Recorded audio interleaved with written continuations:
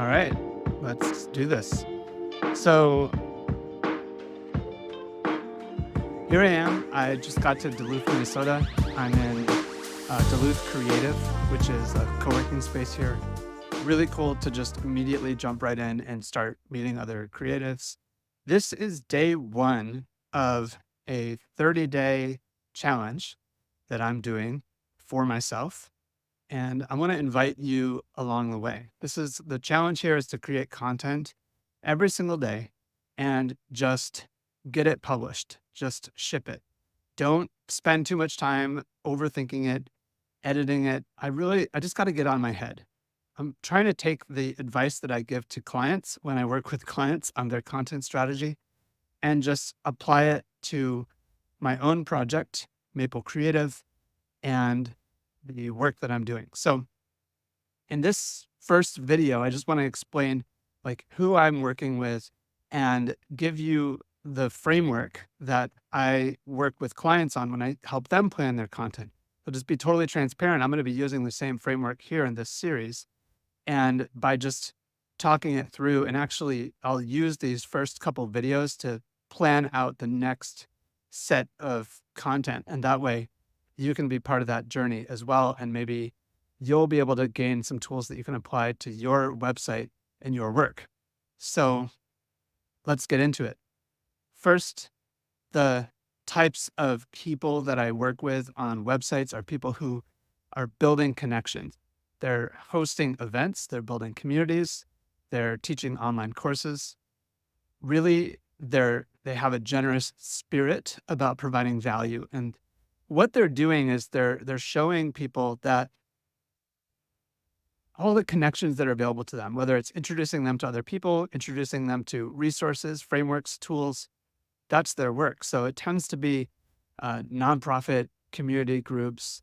It tends to be course creators, educators, authors, podcasters, creatives, all across the board. And I used to struggle a lot with like, who's my audience? Are they nonprofit directors or are they, online course creators? And I couldn't really figure it out because those just felt like really different universes. I work in both industries. I used to be a library director for 9 years, so I've been in the nonprofit administrative space, and I've also been in the creative space as a musician, as a performer, and event organizer and designer. So, trying to have my foot in both worlds, what I realized was I needed to answer the most important question, which what are the shared problems that my clients have? What problems am I helping them solve? And ultimately, it comes down to this.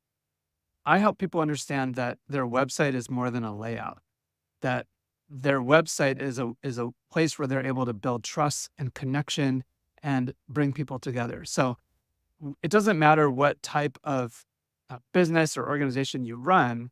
If you're wanting your website to create connections, if you're wanting to build an audience around your work and then provide value to that audience, then that's where I can help, because I'm going to bring a website design project from a brochure to something that's really dynamic and positioned to grow. I also think about it through the lens of permaculture. In permaculture, you think about water coming into your environment, and the goal is to sink the water, to spread the water, and to slow the water. It might even go in the other order, like slow it, spread it, sink it. You can imagine like designing a garden in this way, where water is coming in and you're wanting to get that water to reach all the different plants. And you're also wanting to design the way that those plants are positioned so that they're complementing each other and supporting each other's growth, right? So, well, a website is the same way. You have traffic coming to your site and you want to engage people on your site. You want to give them enough value and curiosity. And you also want to give a structure to the site that helps them find their way to the things that they're looking for. And then you also want to give them ways to interact, to go deeper with you. And I just find that there's this really fascinating world in the kind of design and marketing space that understands that what we want to be doing is building a world where we're playing the infinite game. We're using design to create these win-win scenarios where something really amazing can happen through a kind of cyclical building and iterative process. So that's what good design means to me. And I'm kind of here to learn as much as I can about that and bring that to my audience, bring that to you and to my clients. And so by getting out of my own way and like finally just getting something out there every single day, this challenge is going to be an important step in my journey as well. So if you feel called to do something similar, you don't need to wait till the beginning of the month or wait for a month that has exactly 30 days, or you could start anytime you want. Um, but I am making this commitment to you and to others in my existing audience. I'm inviting people to come along the journey as well.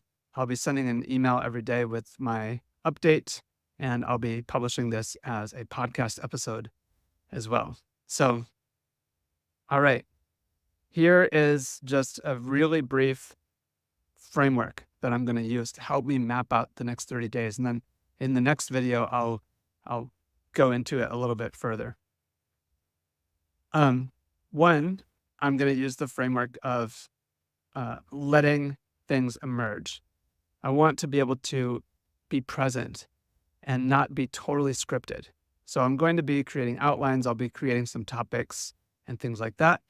That's all just so that I can make sure that I'm really providing value. I don't take any of the attention that you're giving me for granted at all. I definitely want to provide value. So I'm going to prepare. I'm going to be bringing in some of the tools that I use when I have a coaching session or when I'm having a design strategy session with clients.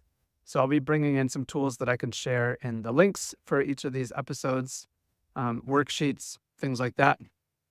And but the framework that I'm going to use is that I want to balance the content around some categories on one axis, right? And then themes on another axis. So categories could be things like, online events, content production, layout design, et cetera, et cetera. We'll talk about categories later. Categories are going to emerge. The themes are interesting because this applies to anything. It applies to what you're doing, whatever categories you might create content around. The themes are personal. So something where I can share like a personal story that relates, that's relevant. There's oh my gosh.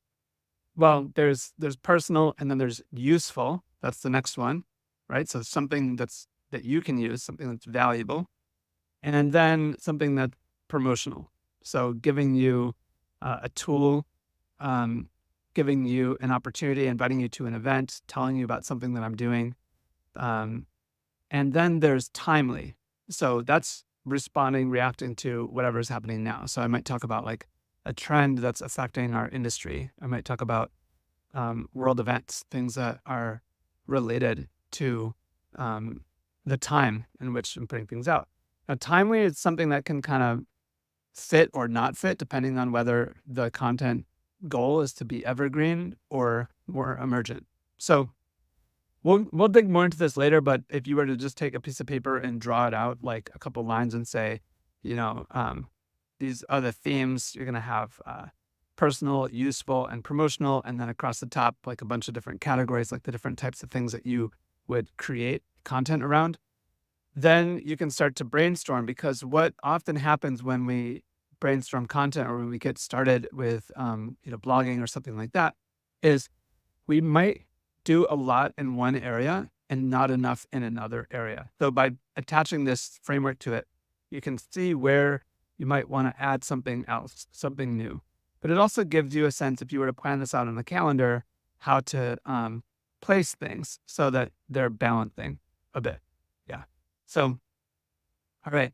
I'm going to leave it there. And I guess I'm making a big assumption that in like episode 1 here, you probably already know who I am. But I do want to share a more personal story about my own journey and what brought me into this space that I'm in to begin with. You can see this like little living room is actually just a kind of like a set in this stairs area. Um, but yeah, like what brought me into this work and all that. I'll share that another point, and I'll maybe even use that as an example of how to plan out sharing a story so that it's like cohesive and to the point and has a bit of an arc to it.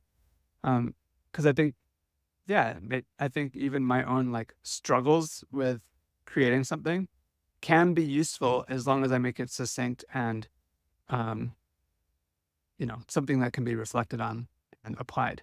So, all right, we will talk later, and thank you for tuning in to the very first episode. I'm really excited about this process. I have so many things to share from the last bunch of years working on all these different types of design projects with course creators and organizations and online events and cohorts and all that kind of stuff. So I'm just really excited to share everything that I've learned, frameworks that I've created, and the things that I'm learning from my own mentors in this podcast over the next 30 days. So that's that. And I've been Ryan Clover here with you, and we'll talk later. Bye.